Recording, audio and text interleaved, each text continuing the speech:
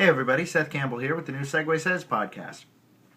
Well, this week it's straight up pop rock. One from present day, one from the 80s. The first song is Red Eyes by The War on Drugs, and the second song is Every Little Kiss by Bruce Hornsby and the Range. These are two songs with essentially the same rhythm, and they're both in B flat. So stringing these together is fairly easy. So, these two songs are very different. They sound similar in style, but they're very different in concept. The first song, Red Eyes, as I mentioned, is by a band called The War on Drugs, which is a band, Kurt Weill was the original frontman, not the Kurt Weill of the 1800s who wrote, or the early, I'm not sure when it was, who wrote Three Penny Opera and all that, different Kurt Weill. But in any case, if I understand correctly, he's no longer with the group, but they're still making music. And their most recent album, Lost in the Dream, which this song is from, was a top 20 album.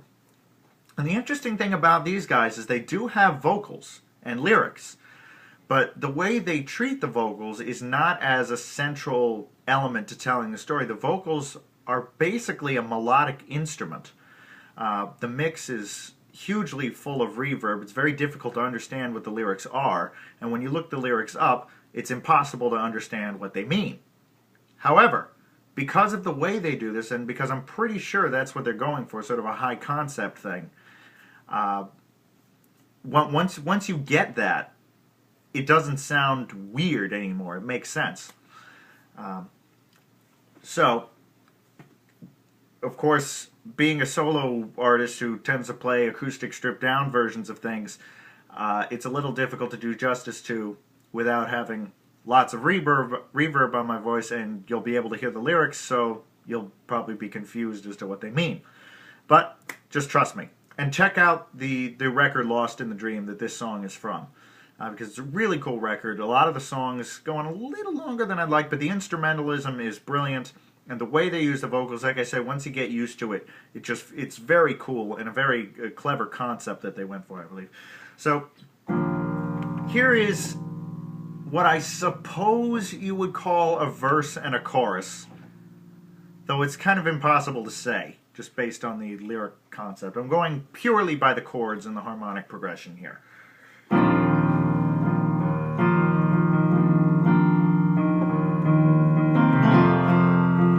I'm starting on what I guess you'd call the second verse, just for time's sake, because none of them make sense, so I might as well start closer to the chorus.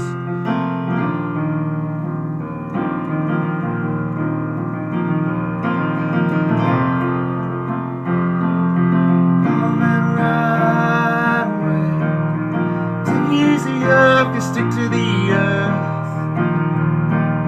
surrounded by the night, and you don't go home, but you abuse my faith, lose it every time, and I don't know it. You're on my side again, slide the key wherever it goes. The word I can. Whoa!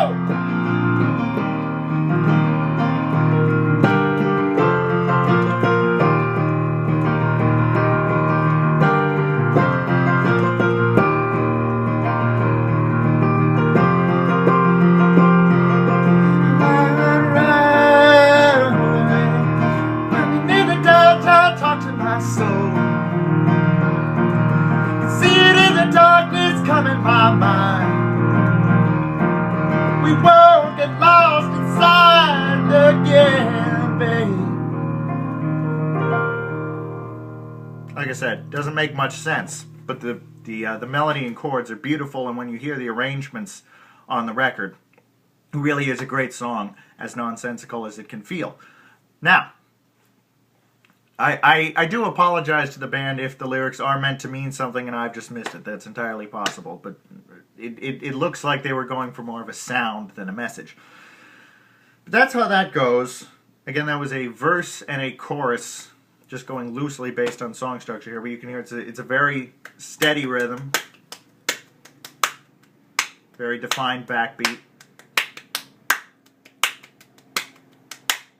And the Bruce Hornsby song, Every Little Kiss, has that same kind of rhythm and backbeat in a more 80s style arrangement because it was released in 1986. It was the second track on the original The Way It Is record and was one of the several hit singles off that record, including The Way It Is itself and Mandolin Rain. Bruce doesn't play this one very much anymore. I think he's played it once, twice in the past 4 or 5 years. To him, it hasn't aged well, but I still like it, so I still play it, which we'll have to do. Now, this is a verse chorus of that.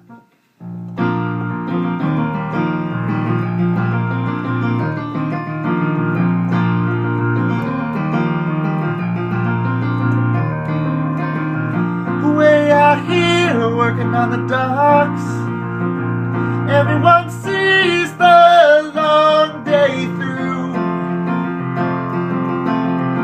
What would I do without the nights and the phone, the chance just to talk to you?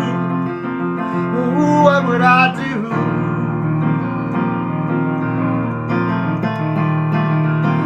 1,000 miles away. What I wouldn't give for only one night, little relief inside, someday when times weren't so tight.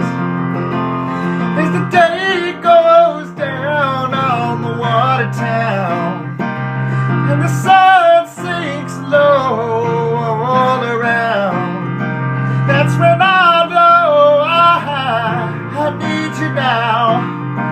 Yes, you're what I miss. Every little kiss,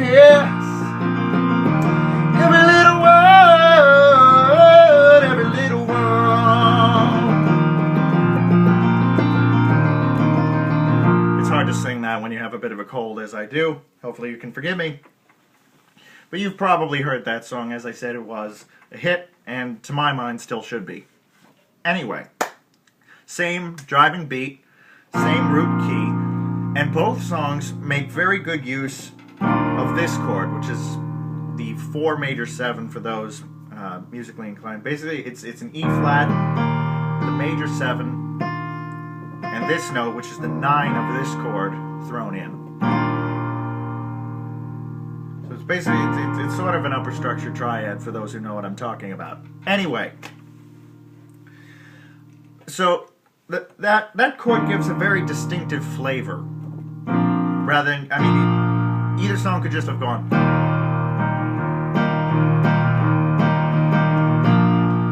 But instead, both songs and the writers chose to use this.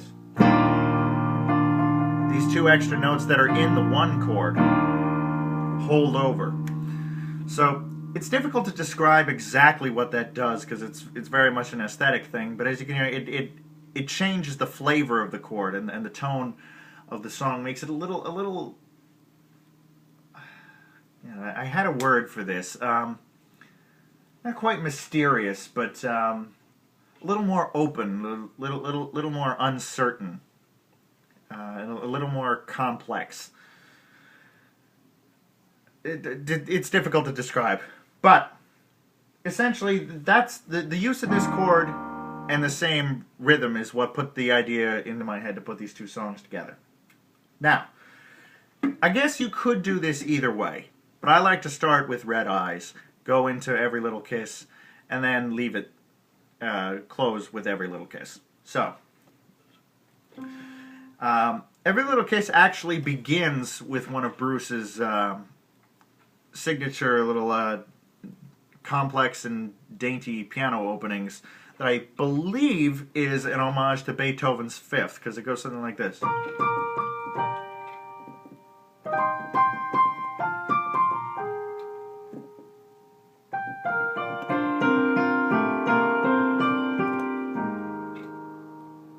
I haven't figured out exactly how that part goes, but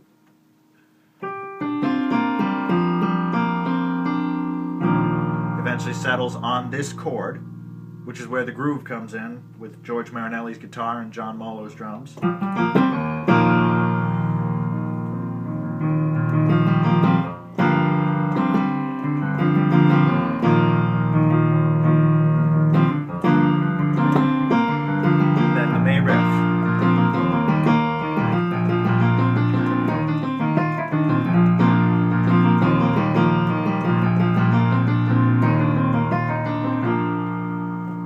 So, this chord is already prevalent, and since that's where the groove starts, and we're doing a song with the same groove, it basically means that's where we're going to start Every Little Kiss, which is a shame because the piano intro is really cool. But for the purpose of this segue, if you're starting with Red Eyes, basically you have to forego that. Occasionally you have to make sacrifices to make a segue work, which, again, is unfortunate, but sometimes I was going to say that's the way it is, but then everyone would think I was making a Bruce Hornsby pun, which wasn't my intention, and you know, occasionally I start down these roads where bad puns seem inevitable, and you see them coming a mile away, and there's not a thing you can do to stop it, which I guess is what just happened. But I'm rambling.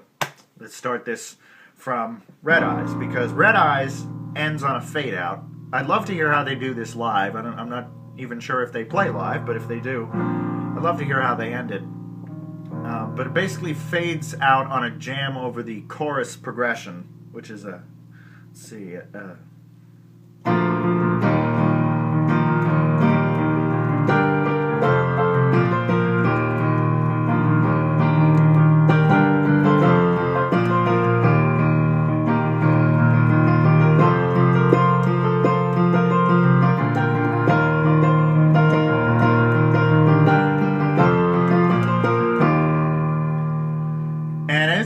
every phrase basically comes to rest on this 4 chord, 4 major 7 with a 9, rather than the 1 where you'd expect it to land. It never ends there. Now, previously, when you have a chorus that goes to what I guess you could call a bridge, there's never a chorus that goes back to a verse. That's why it's very difficult to label this song.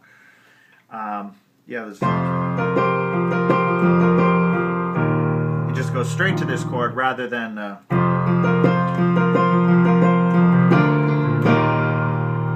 So what I like to do is take that the turnaround for the bridge, so that's eliminating this 1/3 chord,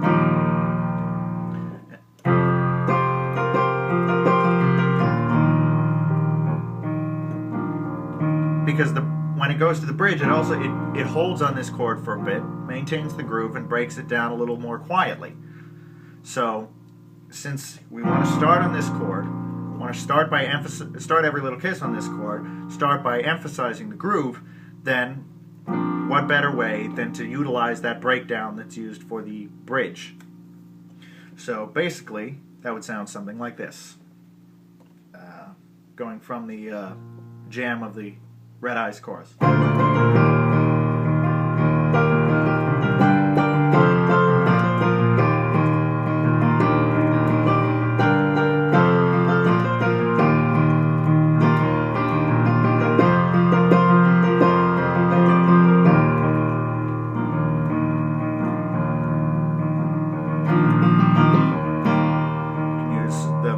Guitar riff here.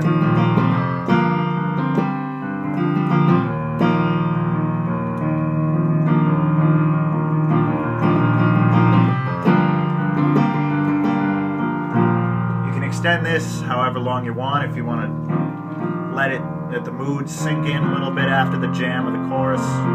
Depends how long you jam the chorus, I guess.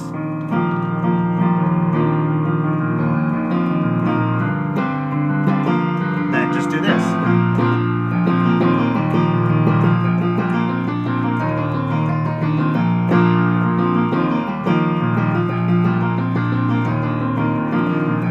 Way out here working on the docks. And there you go. Now, that's how you would go from Red Eyes into Every Little Kiss. Now, if you wanted to do it the other way around, basically you just have to find somewhere in Every Little Kiss where you can fixate on this chord, because that's the chord that Red Eyes begins on. So theoretically you could do that on the riff, because it's the 1-4-1-4 underneath the guitar line.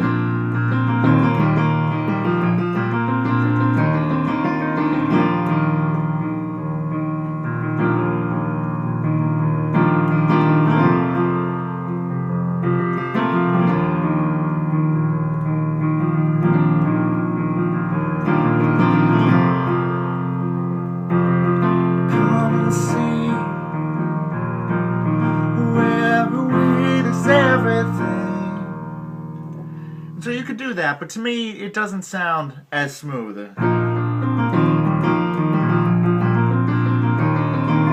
Because this really wants to go back to the 1 chord. But to do the segue, you'd have to stay on the 4.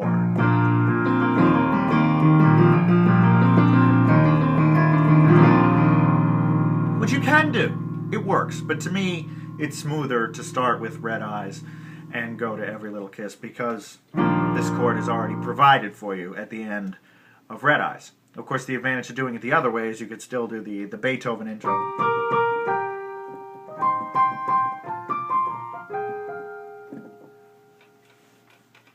But again, it's a matter of, it's a bit of give and take. You pick which one works best for you. So that's that segue.